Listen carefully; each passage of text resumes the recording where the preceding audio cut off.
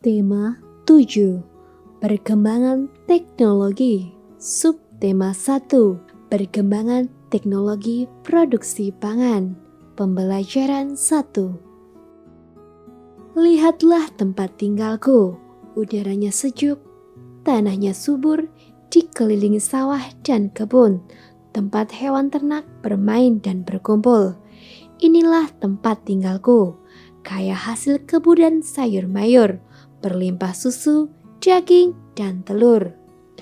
Terampilnya warga tempat tinggalku bekerja sama mengolah hasil alam menggunakan teknologi yang lebih maju, menghasilkan sumber pangan yang beragam.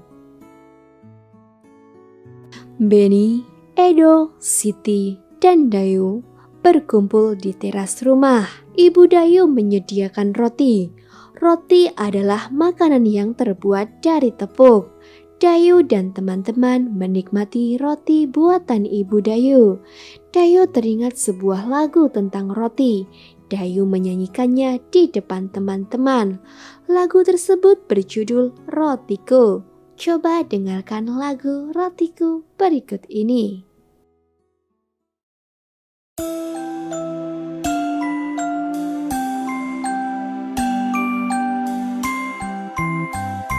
Rotiku persegi empat, kulitnya berwarna coklat. Ku tutup rapat-rapat supaya jangan dimakan lalat.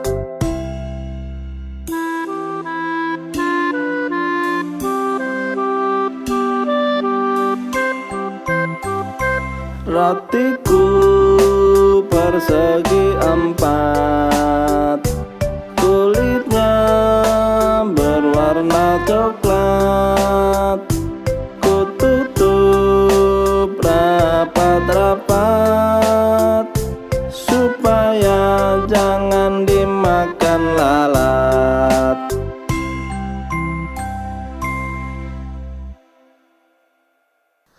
Lagu Rotiku memiliki pola irama yang berbeda.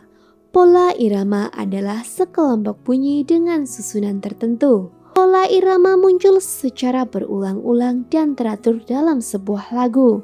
Siti menunjukkan sebuah teks bacaan, isinya tentang teknologi pangan. Coba simak bacaan berikut ini. Teknologi pangan. Alam Indonesia sungguh kaya. Kacang kedelai, jagung, dan kelapa adalah hasil pertanian. Telur, daging, dan susu adalah hasil peternakan. Semua itu adalah sumber pangan kita. Pangan artinya makanan.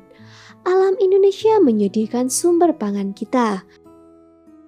Hasil panen dan ternak yang melimpah memberi makanan yang cukup bagi kita.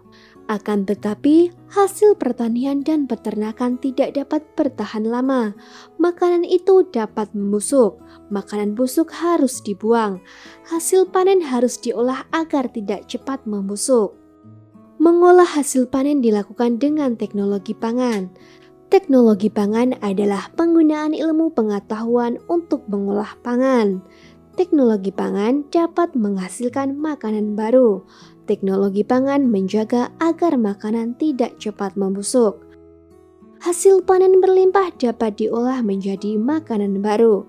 Kacang kedelai dapat dibuat menjadi tahu, tempe, dan kecap. Susu sapi dapat diolah menjadi mentega, susu bubuk, dan keju. Teknologi pangan mengolah makanan agar tahan lama. Teknologi pangan sangat bermanfaat bagi kehidupan. Berdasarkan bacaan tersebut, sekarang kita akan menjawab pertanyaan berikut. 1. Apa arti dari pangan? Pangan artinya makanan. 2. Apakah hasil panen pertanian dan peternakan dapat bertahan lama? Hasil panen dan peternakan tidak dapat bertahan lama. 3. Bagaimana cara mengolah hasil panen? Hasil panen diolah dengan teknologi pangan. 4. Apa saja contoh makanan yang terbuat dari kacang kedelai? Makanan yang terbuat dari kacang kedelai antara lain tahu, tempe, dan kecap. 5. Apa manfaat dari teknologi pangan? Teknologi pangan dapat menghasilkan makanan baru dan menjaga makanan agar tidak cepat membusuk. Ibu Edo sedang membuat tahu. Edo mengajak teman-teman untuk melihatnya. Semua tertarik dan ingin belajar membuat tahu. Cara membuat tahu cukup mudah. Pertama, ibu menghaluskan dan merebus kedelai. Hasil rebusan disaring hingga tak ada ampas. Kemudian, hasil rebusan dimasak lagi hingga menjadi susu kedelai. Setelah diberi cuka dan didinginkan, adonan tahu siap dicetak. Selanjutnya, kita akan belajar tentang luas permukaan suatu bidang. Ibu Edo mengukur luas kain untuk menyaring tahu dengan menggunakan satuan tidak baku. Kain menutup seluruh permukaan tahu. Setelah tertutup, kemudian diukur dengan menggunakan satuan luas, maka akan terlihat seperti gambar berikut. Edo dan teman-teman menghitung banyak tahu yang menutupi seluruh permukaan kain A dan B. Simak percakapan berikut. Banyak suatu persegi yang menutup tanpa celah pada suatu tempat menyatakan luas tempat tersebut.